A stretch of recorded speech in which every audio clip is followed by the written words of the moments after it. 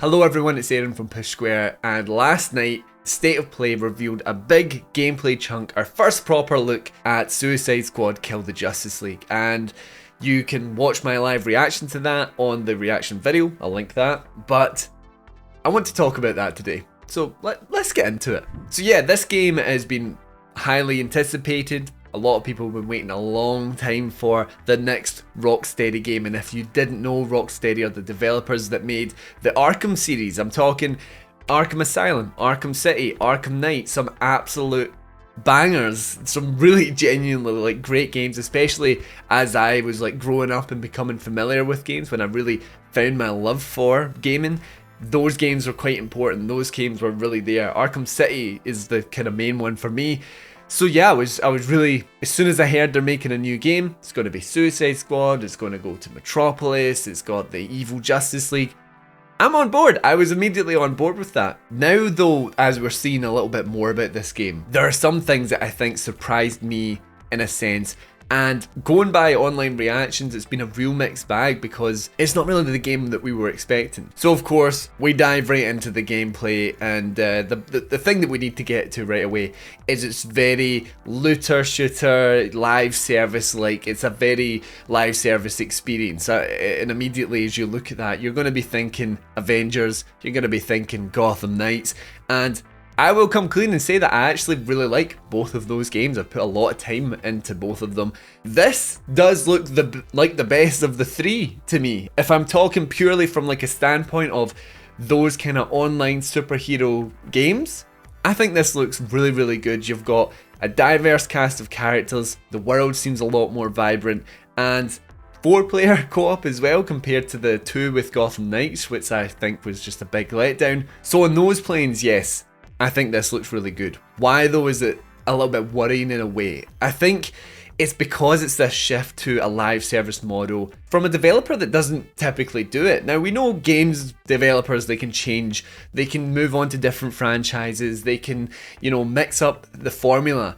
But I think what I was struck by with this, and so many people were as well, is that it doesn't necessarily scream Rocksteady. I didn't look at that and go, oh yeah, that's a Rocksteady game. I was looking at that and thinking, oh, we're getting gear score, we've got assault rifles, SMGs, shotguns, a lot of stuff from a lot of games that I've played before, everything that we've seen over the last couple of years. When you're talking like Anthem, Destiny, The Division, the Gotham Knights, Avengers, I'm trying to think of other ones, but there's plenty more. They're all over the place, these live service type games, and it was really surprising to see that grasp it so tightly. And this is my worry going in, I suppose, is because it's a very similar approach to what it was like with Avengers, because Avengers started out as more of a single player game when they were advertising it. It seemed more like we're going to get to play as Kamala Harris, we're going to get to eventually play as the Avengers in this sprawling new campaign, which is a sort of alternate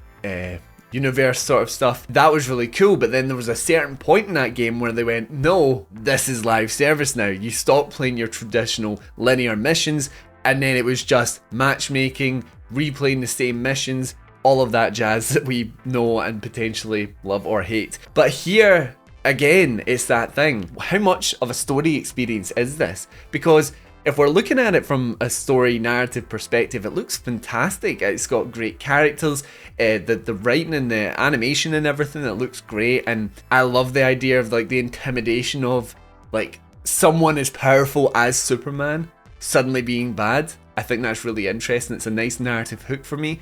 But then I would like to see a bit more of how it will play, how we will go through the campaign, because of course they have announced that it's going to be supported post-launch. We're going to get new playable characters, we're going to have battle passes with cosmetic gear, and I'm going to assume new missions and possibly events. So how does that game play out? Because it's that conflict there between a more linear single player kind of thing and the online multiplayer structure. My light is just turned off, but let's move on. Yeah, looking at the gameplay, I felt like I was just watching something so different, and it didn't feel like it necessarily meshed with it when it was jumping around and moving and stuff. And I do think it's such a hard thing to balance, because I actually do think the game looks good, but if it was a different game from a different developer, maybe a different IP, yes, I'd be so on board for that. But now I'm just like, oh, this is not what we wanted, really. Are we looking for more of a Arkham-like game? Maybe it could have been co-op still without all of those aspects, but do you make a multiplayer game at all without the ongoing live service elements? Can you even do that anymore? And I think there is that thing where you roll your eyes when they say, we're going to support this game for years to come, because we've heard it. We've heard it so many times, and so many games now are getting the axe because it's an incredibly hard genre to capture, you know, the lightning in a bottle, especially when you have the big giants in all of this doing really well, you know, your Destinies and your Fortnites.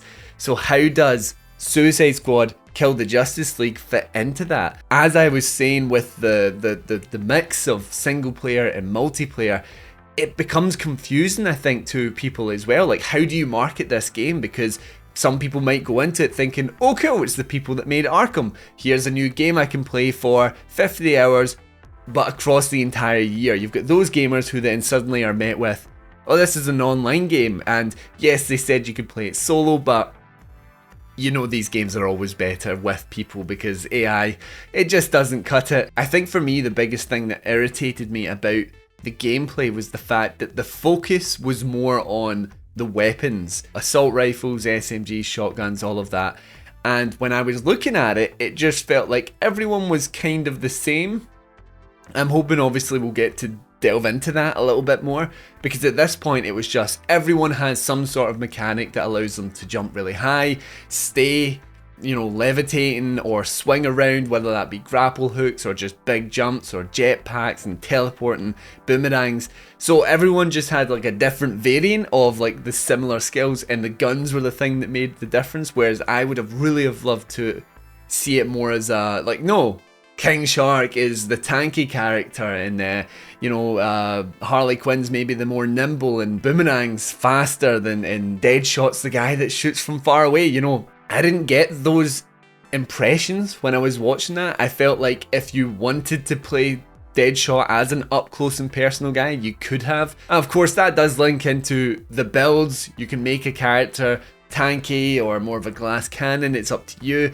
So there's so much in my head, and that's why I kind of wanted to talk about it. It's more of a vent than anything else, because I'm not sure how I feel about this. I'm very, very conflicted.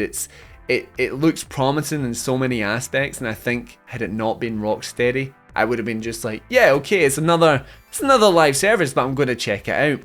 But now I'm just thinking about the game that potentially we were expecting, the game that we would have wanted, which is a single player game. It's just yet another studio lost to the live service machine. That is coming from someone that loves the live service machine. So let me know what you think. Apologies for this very unfiltered, unscripted ramble about this game, but it's been on my mind, and I'm trying to sort of formulate an opinion in a way, because I'm so conflicted on it. But let me know what you think of it. Are you disappointed? Were you pleasantly surprised? Will you pick it up or not?